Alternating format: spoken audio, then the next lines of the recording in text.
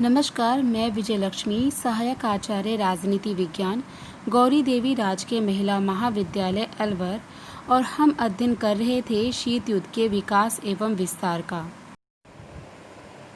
और इस वीडियो के अंतर्गत हम शीत युद्ध के विकास का छठा चरण यानी 6th राउंड के बारे में जानेंगे, जो कि 1982-1989 तक रहा। इसे हम नया शीत युद्ध यानी न्यू कोल्ड वॉर या दूसरा शीत युद्ध द सेकेंड कोल्ड वॉर के नाम से भी जानते हैं। नया या दूसरा शीत युद्ध पुराने शीत युद्ध से कई बातों में भिन्न था। सबसे पहले तो पुराना शीत युद्ध साम्य विरोधी था, जबकि नया शीत युद्ध सोवियत संघ विरोधी था। पुराने शीत युद्ध का मूल उद्देश्य साम्यवाद का अवरोध था। इसके विपरीत नया शीत युद्ध सोवियत संघ विरोधी था और इसका उद्देश्य सोवियत संघ की बढ़ती हुई शक्ति और प्रभाव का प्रतिरोध करना था। प्रतिस्पर्धा के क्षेत्र के संदर्भ में भी हमें यहाँ अंतर दिखाई देते हैं। पुराने शीत युद्ध में महाशक्तियों की प्रतिद्वंदिता का मुख्य क्षेत्र यूरोप था, जबकि नए शीत युद्ध काल में तनाव का मुख्य क्षेत्र एशिया रहा। इसके अलावा पुराने शीत युद्ध में यदि हम मेन एक्टर्स देखें तो अमेरिका और सोवियत संघ दो मेन एक्टर हमें दिखाई देते हैं, जबकि नए शीत युद्ध के मुख्य पात्र अमेरिका, ब्रिटेन, चीन, फ्रांस और सोवियत संघ हमें दिखाई देते हैं। इसके अलावा पुराने शीत युद्ध के अंतर्गत हमने देखा कि कठोर द्विध्रुवीयकरण हो गया, जिसमें अमेरिका और सोवियत संघ बहुत महत्वपूर्ण भूमिकाओं में थे, जबकि नए शीत युद्ध में बहुकेंद्रवाद या शिथिल द्विध्रुवीयकरण की व्यवस्था हमें देखने को मिलती है। इसके अलावा नए शीत युद्ध के सहभागी बनने में यूरोपीय देशों की हिचकिचाहट भी हमें नज़र आती है। द्वितीय विश्व युद्ध के बाद अपनी सुरक्षा और आर्थिक पुनर्निर्माण के लिए ये यूरोपीय कंट्रीज़ अमेरिका के ऊपर निर्भर थी और इसलिए उनके द्वारा अमेरिकी विदेश नीति का अनुसरण करना जरूरी बन गया था। लेकिन बाद में स्थितियां काफ़ी बदल गई। फ्रांस और पश्चिमी जर्मनी जैसे देश अमेरिकी विदेश नीति के पिछलग्गू बनकर नहीं रहना चाहते थे। इसीलिए इन्होंने विश्व राजनीति में अपनी नई भूमिका निभाने की सोची। इसके अलावा पहले दोनों ही शक्तियों के द्वारा ये स्वीकार किया गया कि परमाणु युद्ध वास्तव में नहीं लड़ा जाना चाहिए, क्योंकि अगर दोनों राज्यों के मध्य परमाणु युद्ध हुआ तो पूरी तरह से विध्वंस हो जाएगा। लेकिन बाद में इन दोनों ही देशों के द्वारा या विशेषतः संयुक्त राज्य अमेरिका के द्वारा ये स्वीकार किया गया कि नई तकनीकों के विकास से सफलतापूर्वक लड़े गए सीमित परमाणु युद्ध हो सकते हैं। दोनों महाशक्तियों द्वारा बनाए गए परमाणु हथियारों के आकार में न केवल वृद्धि हुई, बल्कि दोनों तरफ के युद्ध विशेषज्ञ भी ये सोचने लगे थे कि परमाणु युद्ध भी लड़ा जा सकता है और जीता भी जा सकता है। बहुत से स्कॉलर्स नए शीत युद्ध का प्रादुर्भाव सन 1978 से मानते हैं, जब इथियोपिया में सोवियत संघ के बढ़ते प्रभाव को संयुक्त राज्य अमेरिका ने विफल बनाने का फैसला किया। संयुक्त राज्य के भूतपूर्व राष्ट्रीय सुरक्षा सलाहकार ब्रजेंस्की ने अपनी पुस्तक पावर एंड प्रिंसिपल्स में लिखा कि 1978 में अमेरिका तथा सोवियत यूनियन में संबंध बिगड़ने शुरू हो गए थे। इथियोपिया में सोवियत संघ द्वारा क्यूबा के लोगों को शामिल करना पहले तो अमेरिका ने अनदेखा कर दिया, लेकिन जब सोवियत संघ ने अमेरिका के विरुद्ध अपनी सामरिक शक्ति यानी स्ट्रेटेजिक पावर को बढ़ाने के प्रयत्न जारी रखे तो रीगन प्रशासन ने सोवियत शक्ति पर रोक लगाने का फैसला किया। इसके परिणाम स्वरूप क्यूबा और सोवियत ब्रिगेड के कार्य और साल्ट सेकंड की असफलता से देतांत को गहरा धक्का लगा और बाद में अफगानिस्तान में सोवियत संघ के हस्तक्षेप और अमेरिका की इसके विरुद्ध कड़ी प्रतिक्रिया ने देतांत युग को समाप्त कर दिया और अंतर्राष्ट्रीय संबंधों में नया शीत युद्ध प्रारंभ हुआ। सही मायनों में नए शीत युद्ध का प्रादुर्भाव अफ़गानिस्तान क्राइसिस से माना जाता है। दिसंबर 1979 में अफ़गानिस्तान में एक क्रांति होती है जिसके फलस्वरूप राष्ट्रपति अमीन का तख्ता पलट जाता है और बबराक करमाल नए अफ़गान राष्ट्रपति बनते हैं। अफ़गानिस्तान के इस सत्ता परिवर्तन में सोवियत संघ की भूमिका थी और सत्ता परिवर्तन के तुरंत बाद करमाल सरकार ने सोवियत संघ से सैनिक सहायता मांगी। जैसे ही अफ़गानिस्तान में सोवियत सेना पहुंची, राष्ट्रपति कार्टर ने इसका विरोध किया और शीत युद्ध ने उग्र रूप धारण कर लिया। अमेरिका ने पाकिस्तान को सोवियत खतरे का मुकाबला करने के लिए $20 करोड़ के हथियार देने की घोषणा की। वहीं साथ ही साथ राष्ट्रपति कार्टर ने अमेरिकी कांग्रेस में साल्ट सेकंड पर बहस भी रुकवा दी। साथ ही उन्होंने सोवियत संघ को अनाज देने और आधुनिक तकनीक की जानकारी देने के अपने फैसले को भी बदल दिया। अमेरिका ने सोवियत शक्ति के विस्तार को रोकने के लिए खाड़ी सिद्धांत, द्रुतगामी परिनियोजित सेना और सीमित परमाणु आक्रमण सिद्धांत का निर्माण किया।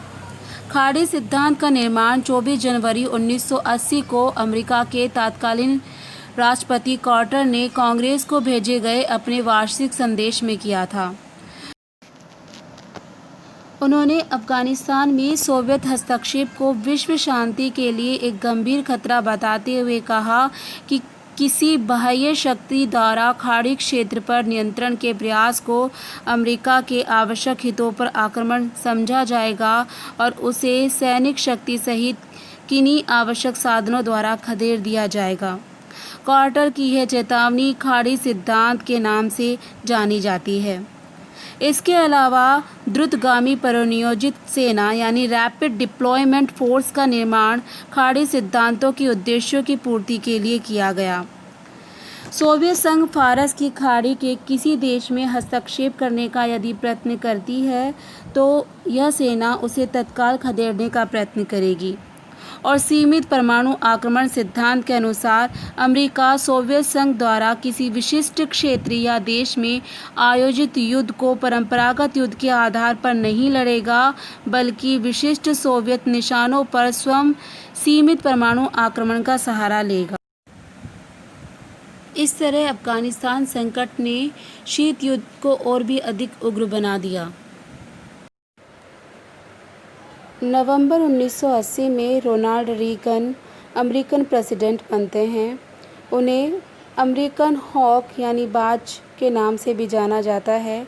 उन्हें ये नाम उनकी उग्र आक्रामक नीतियों के फलस्वरूप मिला। रीगन ने सत्ता में आते ही अमेरिका को पुनः कार्य पर लगाने, शस्त्र उद्योग को बढ़ावा देने, मित्र राष्ट्रों का पुनः शस्त्रीकरण करने और शस्त्र प्रतिस्पर्धा को तेज करने तथा सोवियत संघ के प्रति उग्र नीति अपनाने की घोषणा करके शीत युद्ध को और भी अधिक उग्र बना दिया। दक्षिणी पूर्वी एशिया में सोवियत संघ का प्रभाव निरंतर बढ़ता जा रहा था। वियतनाम तो उसके खेमे में था ही, कंबोडिया और लाओस में भी साम्यवादियों का प्रभाव निरंतर बढ़ता जा रहा था। इससे न केवल अमेरिका वरन चीन भी नाराज हुआ और हिंद चीन में सोवियत प्रभाव के विस्तार को रोकने के लिए चीन और अमेरिका ने संयुक्त मोर्चा बनाया। अमेरिका ने निकारागुआ, एल सल्वाडोर राज्यों पर बलपूर्वक अपना उच्च प्रभाव बनाए रखने के लिए हस्तक्षेप किया। उन्होंने निकारागुआ सरकार के खिलाफ सक्रिय विद्रोहियों को दी जाने वाली सहायता में भी अभिवृद्धि की और अक्टूबर 1983 में ग्रेनेडा में फौजी हस्तक्षेप किया। अमेरिका का कहना था कि उसने ग्रेनेडा में संभावित सोवियत क्यूबाई सैन्य जमाव को रोकने और उस द्वीप पर स्थित 1000 अमेरिकी नागरिकों की सुरक्षा के लिए वहां फौजी कार्रवाई की। लेकिन वास्तविकता यह है कि अमेरिका ने अपना उच्च प्रभाव बनाए रखने के लिए ये सारे हस्तक्षेप किए। इन प्रयत्नों का सोवियत संघ द्वारा कड़ा विरोध किया गया। सोवियत संघ ने इसे समाजवाद के प्रसार को दबाने के लिए अमेरिका के नए प्रयत्न कहा। यूरोप में मीडियम रेंज मिसाइलों का प्रश्न भी दोनों देशों के मध्य तनाव का एक कारण सिद्ध हुआ। सोवियत संघ ने यूरोप में SS-20 मिसाइल को लगाने का निर्णय लिया था।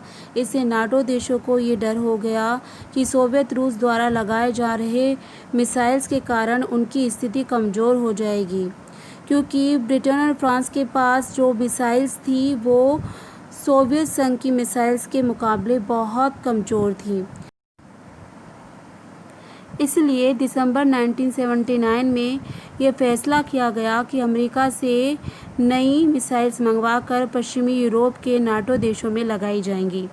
सोवियत संघ के लिए ये चिंताजनक बात हो गई थी। एक तरफ परमाणु आयुधों से लैस शक्तिशाली देशों के पास इन विध्वंसकारी हथियारों का जखीरा बढ़ रहा था, तो दूसरी तरफ महाशक्तियों के बीच तनाव निरंतर बढ़ता जा रहा था।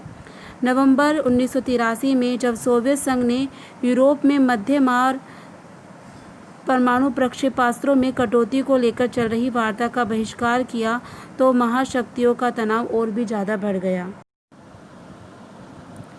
स्टार वार्स परियोजना अमेरिकन प्रेसिडेंट रोनाल्ड रीगन की महत्वाकांक्षी परियोजना थी।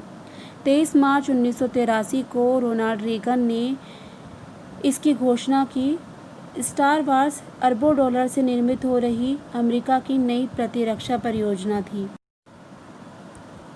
इसका उद्देश्य था हमला रोकने के लिए बैलिस्टिक मिसाइलों की विकसित टेक्नोलॉजी के उपयोग के तरीके को खोजना, ताकि अमेरिका अपनी और अपने मित्र राष्ट्रों की सुरक्षा कर सके। इस अभियान के तहत लगभग 2000 युद्धयान स्पेस में जाएंगे और आधुनिकतम आयुधों से जो घुसपैठ कर रहे मिसाइल्स हैं उनको नष्ट कर देंगे। अंतरिक्ष में हथियारों की होड़ का सिलसिला तो पिछले 3 दशकों से जारी था, लेकिन स्टार वार्स परियोजना ने इसमें और भी अधिक गति प्रदान की। ये ठीक है कि अंतरिक्ष अनुसंधान का लाभ लोगों को मिला है, लेकिन ये भी सच है कि सोवियत संघ और अमेरिका ने जितने भी उपग्रह छोड़े उनमें से 75% उपग्रह सैटेलाइट सैनिक उपयोग के लिए थे। उनका इस्तेमाल उन्होंने एक दूसरे की सैनिक गतिविधियों पर नज़र रखने के लिए किया।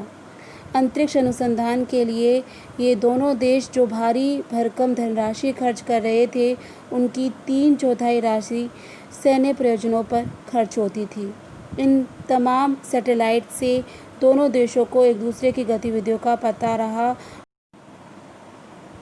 और जहां एक देश को आभास हुआ कि वह किसी बात में पिछड़ रहा है, वह अपनी गति तेज कर देता है। 1986 में अमेरिकी स्टार वार्स कार्यक्रम के विरुद्ध सोवियत संघ ने भी जवाबी कार्यवाही शुरू कर दी। फरवरी 1987 में सोवियत संघ ने अपने ऊपर लगाए गए प्रतिबंध को समाप्त करते हुए परमाणु परीक्षण किया और अमेरिका को चेतावनी दी कि यदि 1987 में अमेरिका ने परमाणु परीक्षण किया तो वह भी इसे पुनः शुरू कर देगा। 1988 के प्रारंभ में राष्ट्रपति रीगन द्वारा कांग्रेस को प्रस्तुत दस्तावेज में ये संकेत किए गए कि सोवियत संघ के प्रति अविश्वास अब भी अमेरिका की राष्ट्रीय नीति का आधार बना हुआ था।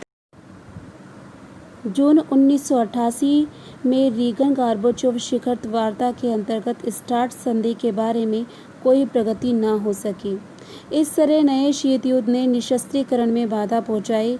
परमाणु अस्त्रों के परीक्षण पर लगी रोक, परमाणु अप्रसार संधि, साल्ट वार्ताओं आदि ने दितांत के लिए अनुकूल वातावरण तैयार किया था, लेकिन दूसरे शीत युद्ध की मानसिकता ने इसे नुकसान पहुंचाया।